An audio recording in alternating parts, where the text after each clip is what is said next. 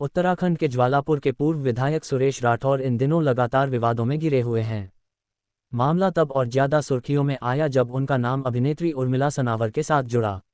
लंबे विवाद और संघर्ष के बाद सुरेश राठौर ने उर्मिला सनावर को अपनी पत्नी के रूप में स्वीकार किया था, लेकिन अब विवाद ने नया मोड़ ले लिया है। सुरेश राठौर की पहली पत्नी ने हरिद्वार में पत्रकारों के सामने आरोप लगाया कि उर्मिला सनावर ने हनी ट्रैप किया, उन्हें जबरदस्ती सहारनपुर बुलाया गया और खुद को तथाकथित पत्नी बताकर भ्रम फैलाया। इन आरोपों का जवाब देते हुए उर्मिला सनावर ने कहा कि मामला इसलिए विवादित बनाया जा रहा है क्योंकि वह ज्वालापुर विधानसभा से चुनाव लड़ने की इच्छा रखती हैं। उनका आरोप है कि इसके बाद से ही उनके पति ने उन्हें जान से मारने की धमकी दी, उनके साथ मारपीट की और लगातार डराया धमकाया जा रहा है।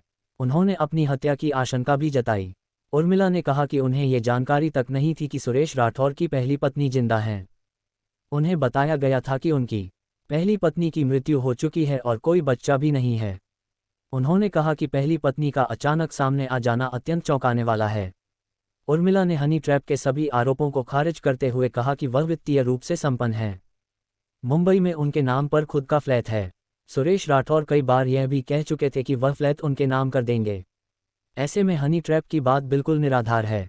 उर्मिला का दावा है कि एक प्रेस वार्ता के दौरान सुरेश राठौर ने सबके सामने उनका हाथ पकड़कर मांग भरी, उन्हें मिठाई खिलाई और सार्वजनिक रूप से पत्नी के रूप में स्वीकार भी किया। अब जो आरोप लगाए जा रहे हैं वह सिर्फ राजनीतिक खेल है।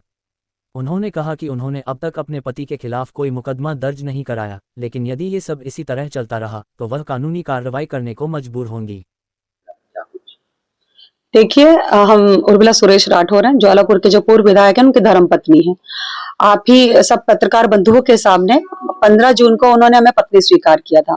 बहुत दिनों से हम दोनों का विवाद चल रहा था, लेकिन वो विवाद वहां पर खत्म हो गया था। लेकिन अभी एक नया विवाद शुरू हुआ थोड़े दिन पहले। दिवाली के आसपास हमने ज्वालापुर विधानसभा से तैयारी करनी शुरू कर दी, तो हमारे पति ने तब से हमें प्रताड़ित करना शुरू कर दिया ज्वालापुर विधानसभा को लेके कि तुम ज्वालापुर विधानसभा नहीं लड़ोगी, ज्वालापुर विधानसभा और ज्वालापुर नहीं आओगी, नहीं तो तुम्हारी हत्या हो जाएगी, सुरेश राठौर जी ने। तो ये सब चीजें चल रही थी हमारे बीच में। इसी बीच में वो एक दिन प्रपोजल लेके आते हैं, लगभग आज से 7-8 दिन पहले, कि एक काम करते हैं, मैं तो निष्कासित हो चुका हूँ पार्टी से, तो मैं भीम आर्मी ज्वाइन कर लेता हूँ, तुम भी मेरे साथ भीम आर्मी ज्वाइन कर लो।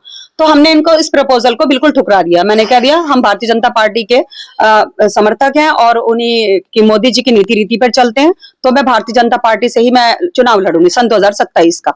तो इन्हीं बातों को लेके हमारे बीच में थोड़ा सा विवाद हुआ और उन्होंने बहुत तरह से हमें प्रताड़ित किया, बहुत ज्यादा।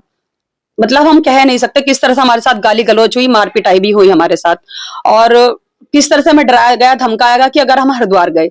अब क्या होता है कि कल उनकी जो पहली पत्नी है, पहली बात तो हमें पता ही नहीं था कि उनकी पत्नी जीवित है, क्योंकि हमें जब राठौर जी ने अपने प्यार जाल में फंसाया, झांसे में फंसाया, तो उन्होंने ये कहा था कि जो मेरी पत्नी थी रविंदर कौर, उसके दिल में छेद था और उसकी मृत्यु हो गई थी और सन 2022 का चुनाव में हार गया। यानी कि अपने आप को उन्होंने बहुत ही बेचारा, लाचार और प्रताड़ित दिखाया अपने आप को। और सब इनके बच्चे भी इनके साथ मार पिटाई करते हैं, इनके बच्चे भी इनको छोड़ के जा चुके।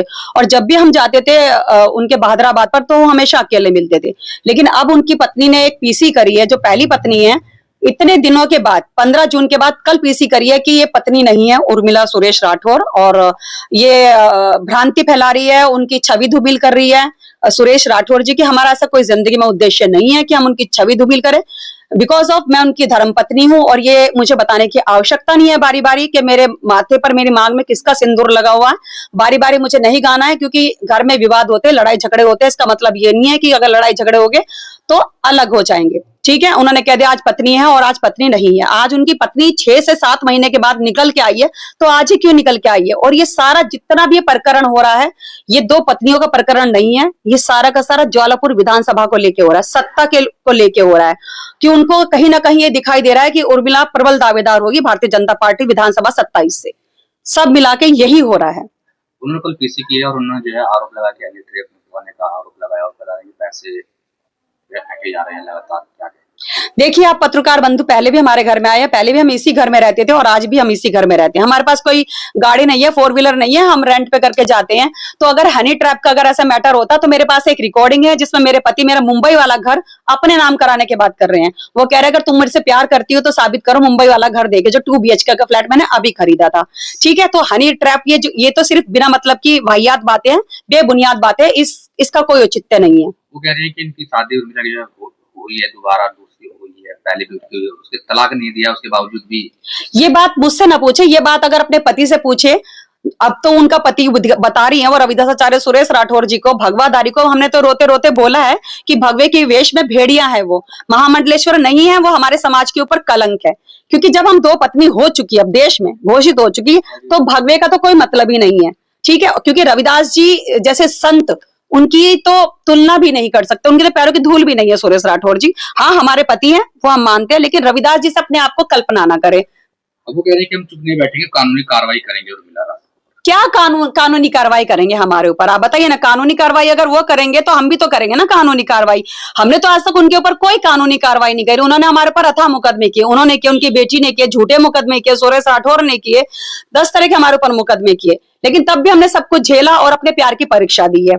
और प्यार की परीक्षा सब देश के सामने है, गूगल पे हमारा नाम, तो उसमें कोई हमें बताने की आवश्यकता नहीं। अगर हम हनी ट्रैप कर रहे थे, जैसे उन्होंने कल एक पीसी में बोला कि जबरदस्ती मेरे पति को सहारनपुर बुलाया गया, तो हम उनकी पत्नी, जो पहली पत्नी है, उनसे पूछना चाहते हैं, रविंदर कौर से, आप ही बताइए कि सुरेश राठौर जो 45 साल के राजनीतिज्ञ है, क्या वो छोटे बच्चे हैं, दूध पीते बच्चे हैं कि उनको बोतल दे के या कोई कुरकुरे का पैकेट दे के बहला के फुसला के सहारनपुर बुला लिया गया?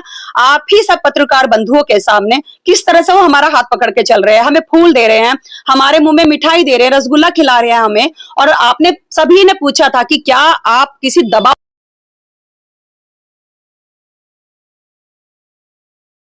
भविष्य में अब इनकी तरफ कोई आंखें निकाल के देखेगा तो मैं उसकी आंखें चीर लूंगा। ये उनके थे कि ये मेरी पत्नी है, मेरी धर्म पत्नी है, चाहे ये ज्वालापुर रहे, हरिद्वार रहे, या दिल्ली रहे, सहारनपुर रहे, मुंबई रहे, कहीं भी रहे, मैं इसके साथ हूँ। अब आपकी रणनीति क्या है आगे की? देखिए, अगर सुरेश राठौर जी और इनकी जो फैमिली जो निकल के आई है बिलों से बाहर चूहों की तरह, सुरेश राठौर ने उनके कंधे पे रख के बंदूक चलाई है। और कंधे पे रख के बंदूक हम ये पूछते हैं कि आज उनको याद आया कि हम उनकी दित्ते पत्नी है सुरेश राठौर जी की, 6-7 महीने के बाद आज रविंदर कौर को याद आया, क्योंकि आज सामने आ गई पति पत्नी और सत्ता। आज सत्ता सामने आ गई, तो सुरेश राठौर जी को अपने हाथ से सत्ता खिसकती दिखाई दे रही है। फिर उन्होंने कहा कि हमारे पास किसी गणमान्य, किसी बड़े मंत्रियों का हाथ है हमारे सर पे। तो कल जब पीसी हुई थी तो उनका नाम बोलते ना आप षड्यंत्रकारियों का, तो ये गुमराह मत कीजिए, आप समाज को गुमराह मत कीजिए, ठीक है।